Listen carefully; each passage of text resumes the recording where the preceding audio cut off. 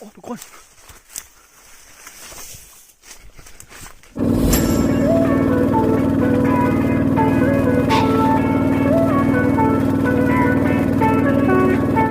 สวัสดีทุกคนวันนี้เราก็จะมาดักยิงนกคือเก่านี่ทุกคนมันนกอาบนี่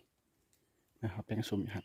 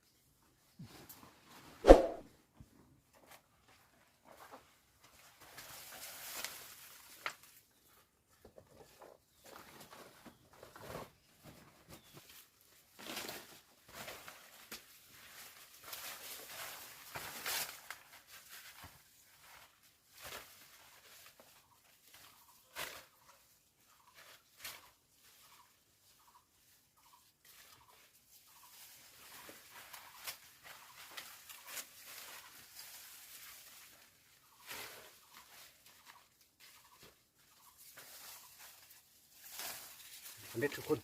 เราเร็วพกกันเลยทุกคน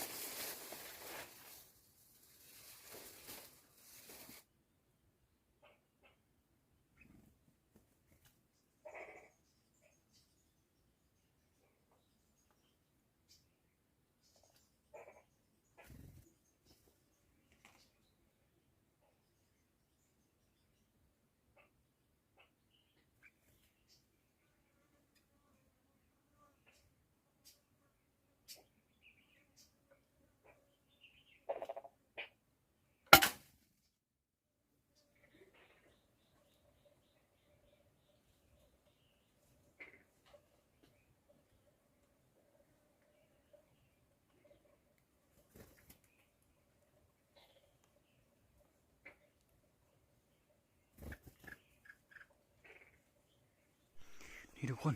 พยายามกับดักถูกเขานี่ได้เดี๋ยวตัวนึงทุกคนนี่นกหัวจุกทุกคนนี่เดี๋ยวเอาก่อนนะเอาตัวนึง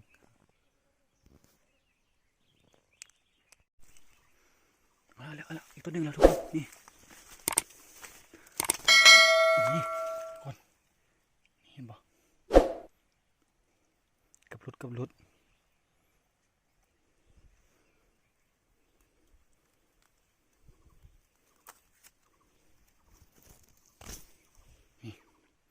สองตัวแล้วทุกคนเดี๋ยวแปลงกาวกันเนาะ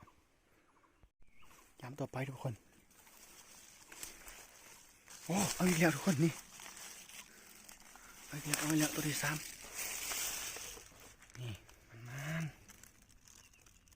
เอาไปได้ค่ากล่องมันเนาะเดี๋ยวจับเอานกก่อนทุกคน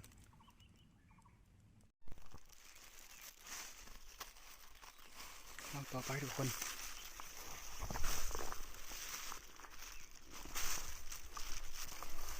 โอ้คนนี่เลี้ยวมากินโอ้นี่3-4ตัวทุกคนหาตัวทุกคนนี่เมื่อกี้แล้วบินออกไปนี่ทุกคนนี่หาตัวทุกคนคลักสุด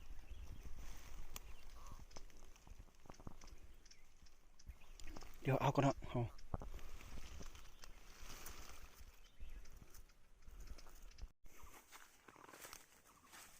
โอ้ทุกคน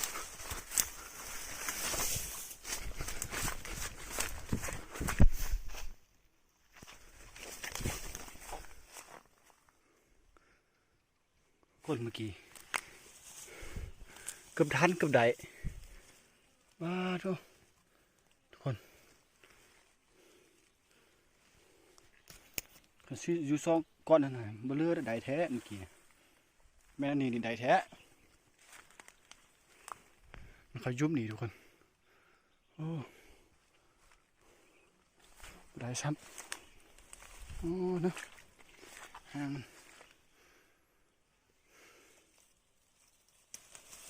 โอ้มาไวหนึ่งได้โอ้คนเรียนกับประทันโอ้ไหนตัวหนึ่งทุกคนนี่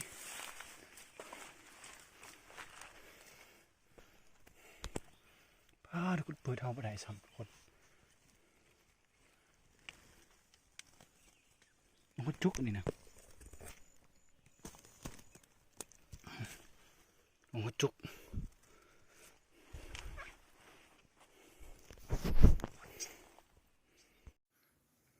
คนเฮามาดักนกมันนี่ก็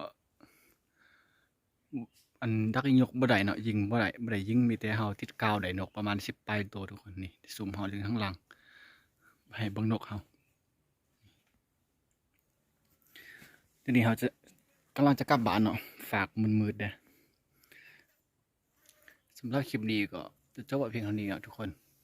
ถ้ามักก็กดไลค์ยังคลิปต่อไปกด Subscribe ทุกคนเจอกันใหม่คลิปหน้าขอบใจ